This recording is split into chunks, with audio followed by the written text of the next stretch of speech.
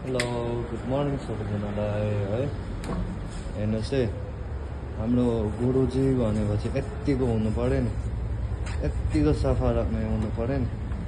चिटिक्क पलिस है, पलिस डल्यो चिटिक्क चढ्नु पनि कस्तो मजा आउँछ यस्तो।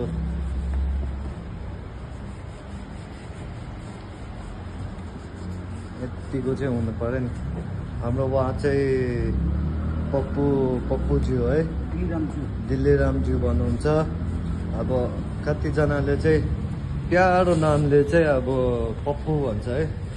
अन्त उहाँ चाहिँ पप्पु हुनुहुन्छ, दिल्लीरामज्यू। अन्त उहाँले चाहिँ यति साह्रो हार्डवर्क गर्नुहुन्छ है। ममा हेर्नु, गाडीको साफसफाइ यत्तिको टल्काउनु पऱ्यो नि।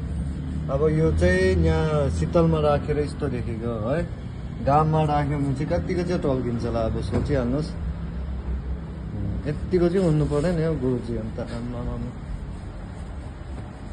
एकदम राम्रो मेहनत गर्नुहुन्छ पुरा। मेहनत बनेको चाहिँ यो अनि मेहनतको फल चाहिँ अब